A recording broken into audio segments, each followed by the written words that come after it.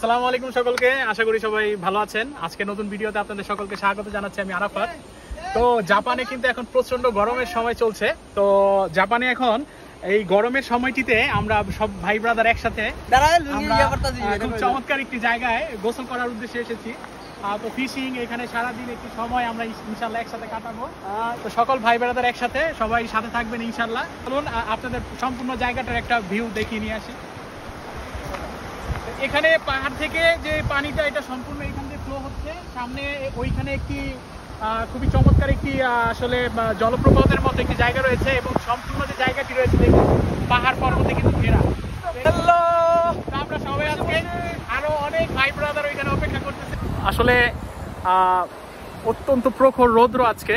তো যে জায়গাটিতে এসেছি, জাপানিজরা কিন্তু আসলে বন্ধের দিনে সবাই একত্রে ফ্যামিলি নিয়ে তাঁবু টানিয়ে আসলে একসাথে একটি খুবই চমৎকার দিন এখানে অতিবাহিত করে।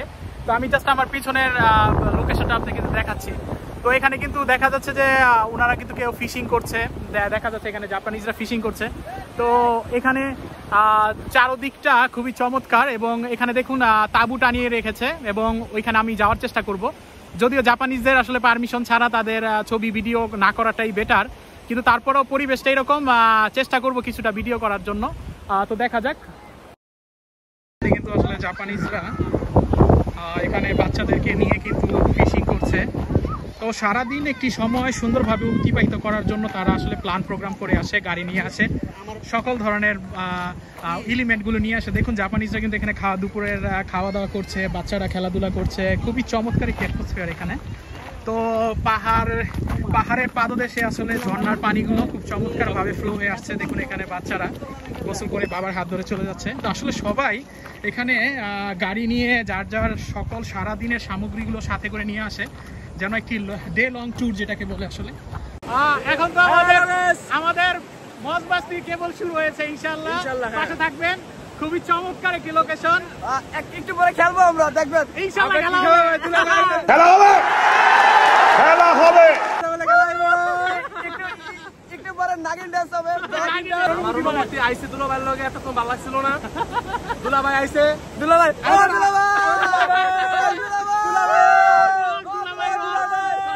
বলার মতো আছে। বাংলাদেশের বিরিয়ানি জাপানি দিছি ভাই, এখানে ভালো ভাই। বাংলাদেশের ভাই জাপানি দিছি ভাই, পুরো মিন্না বাংলাদেশ। তার মানে হচ্ছে এখানে জাপানে থেকে বাংলাদেশের একটা মিন্না।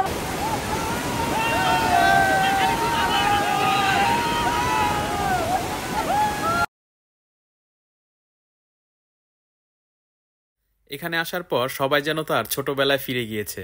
কেউ মনের সুখে লাফালাফি করছে, কেউ বা নিজের মনের অজান্তেই ছোটবেলার শিশুদের মতো নাচানাচিতে ব্যস্ত হয়ে গেছে। সবাই যে যার সকল ক্লান্তি গ্লানি ভুলে দিনটাকে উল্লাসে ভরিয়ে দেওয়ার সর্বোচ্চ চেষ্টা করছে। এবং আজকে এই গরমের মধ্যে এই হিমবাহ যে ঠান্ডা যে পানি, সেটা কিন্তু আসলে হৃদয়কে ছুঁয়ে যাচ্ছে। দেখুন পাহাড় থেকে যে হিমবাহ যে ঠান্ডা পানিগুলো একটি স্রোতের মাধ্যমে চলে আসতেছে, এবং এখান থেকে দেখা যাচ্ছে পাহাড় পর্বতে সম্পূর্ণ জায়গাটি ঘেরা, এবং সকল ভাই ব্রাদার সবাই কিন্তু একসাথে খুবই চমৎকার একটি সময় কাটছে। এবং সবথেকে বড় বিষয় হচ্ছে যে জাপানে এসে বাংলাদেশের একটি ফ্লেভার পাওয়া, এটা কিন্তু খুবই আসলে ডিফিকাল্ট একটা বিষয়। কথা বলতে বলতে চোখে পড়ে গেল জাপানি একজন ব্যক্তি মাছ ধরছিলেন, এবং সেখানে একটি চমৎকার মাছ সে ক্যাচ করেছে। তো আসলে স্বচক্ষে এই বাস্তবিক দৃশ্যগুলো কতটা মনোমুগ্ধকর তা আসলে সামনে থেকে উপলব্ধি করা সম্ভব। জাপানকে বরাবরই আমি প্রাকৃতিক সৌন্দর্যের দিকে সেরা বলবো। আসলে যদি সময়টাকে যদি কাজে না লাগানো যায়, তাহলে বিগত যে 5টা দিন যে সবাই স্ট্রেসের মধ্যে থাকে, পড়াশোনা, বিভিন্ন ধরনের কাজ, ডিপ্রেশন, পরীক্ষা, নানা ধরনের যে ঝামেলাগুলো, সেদিকে যেন ধুয়ে মুছে দেওয়ার জন্য একটা অপরচুনিটি হচ্ছে সবাই একত্রিত হয়ে জাপানের এই সৌন্দর্যকে উপভোগ করা।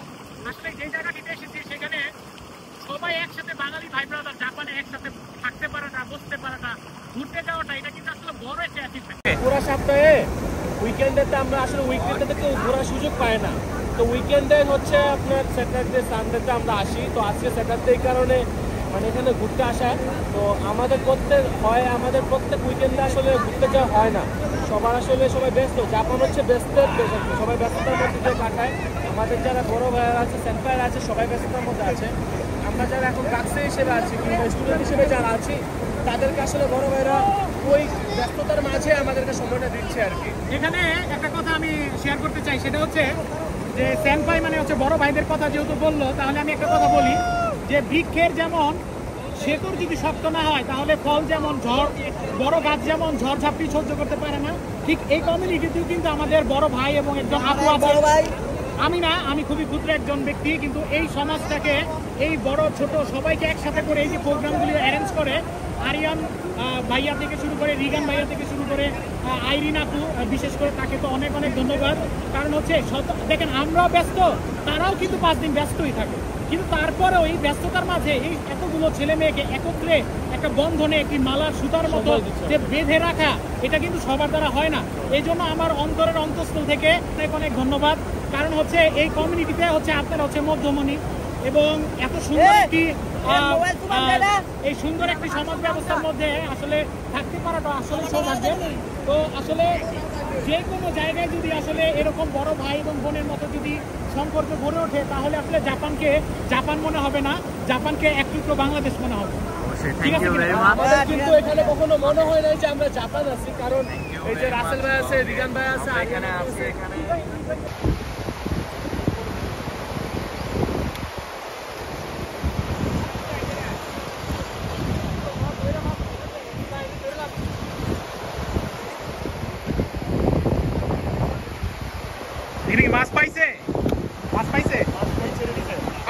আলহামদুলিল্লাহ, খুবই চমৎকার একটি গোসল শেষ করে এখন আমরা পরবর্তী যে আজকে ডে লং ট্যুরের যেই প্রোগ্রাম, সেটাতে এখন যাব। ভাই, পরবর্তী যেই স্পট আমরা এখন সেখানে যাব।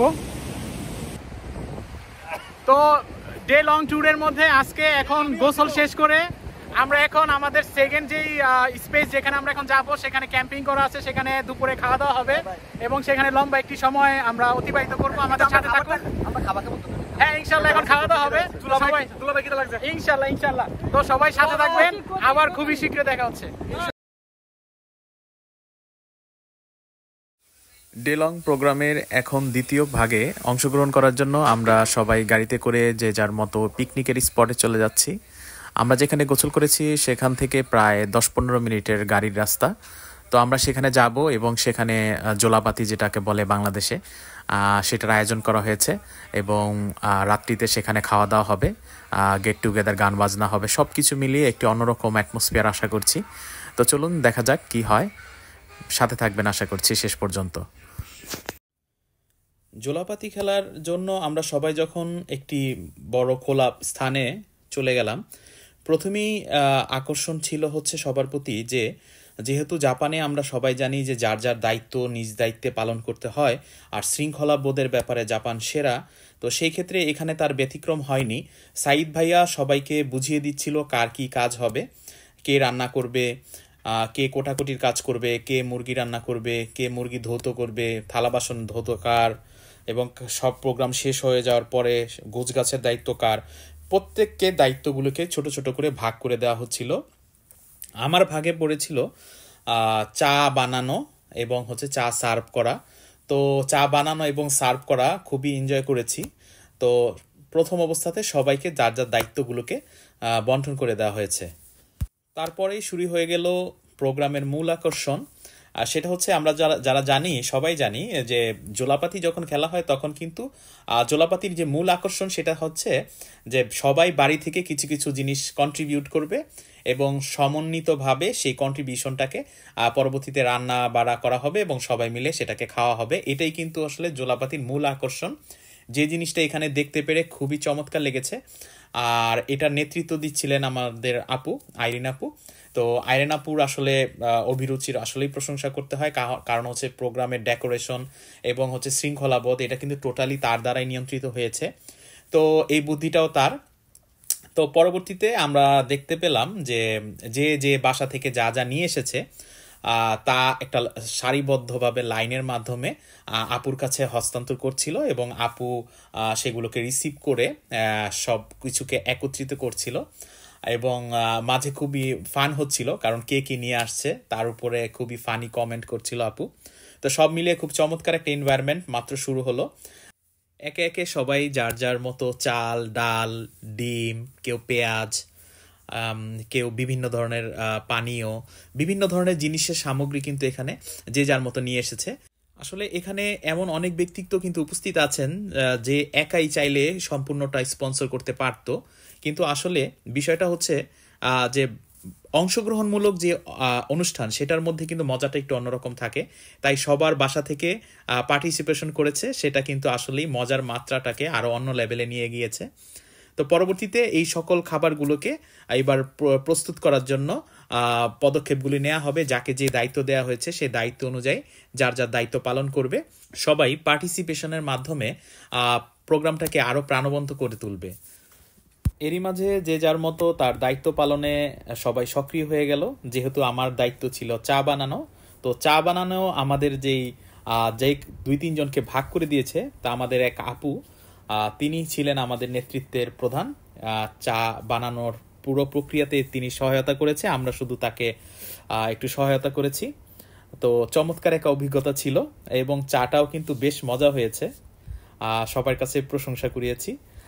যদিও আপুর সহায়তায় সবকিছু হয়েছে, তা আমরা একটু কন্ট্রিবিউট করেছি এবং হচ্ছে মজাটা খুব সুন্দরভাবে আজকে আমার মুড়ি মাখা না।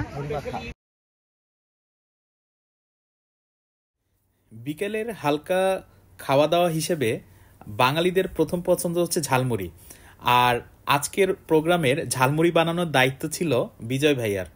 খুব চমৎকার এক ব্যক্তিত্বের অধিকারী। তো ভাইয়ার পেঁয়াজ কাটা দেখে আমি টোটালি অবাক।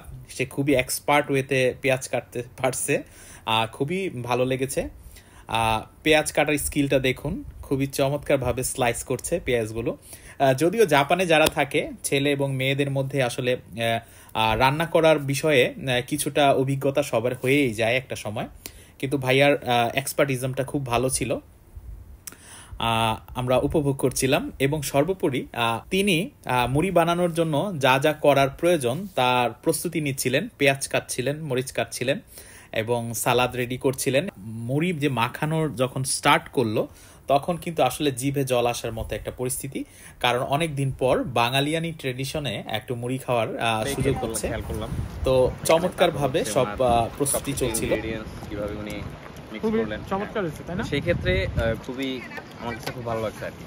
তো আমার মতে যে বিজয় দাদাকে অনেক অনেক আরিগাতো, অনেক অনেক ধন্যবাদ। এবং অবশ্যই সবাই এই মুড়ি অবশ্যই এই মুড়ি খেতে হলে আপনাকে অবশ্যই জাপান আসতে হবে। সেই জন্য আপনাকে পড়াশোনা করতে হবে, জেলপিটি পাস করতে হবে। মুড়ি খাওয়ার পরে গরম গরম চায়ের স্বাদ নেওয়ার জন্য আমরা সবাই মুখিয়েছিলাম।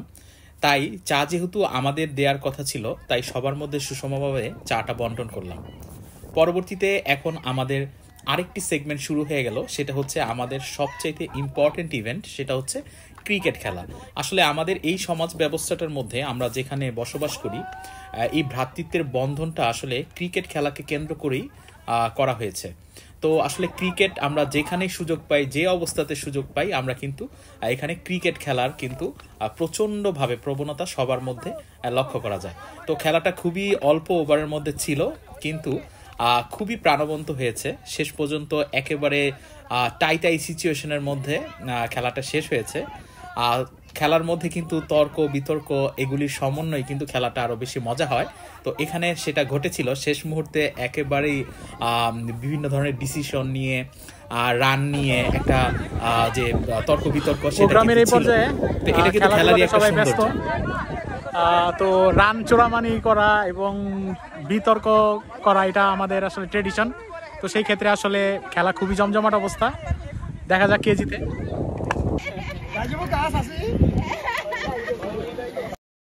সন্ধ্যা যখন নেমে আসলো তখন জোলাপাতি খেলার যেই মূল আকর্ষণ থাকে সেটা হচ্ছে রান্নাবাড়া করা।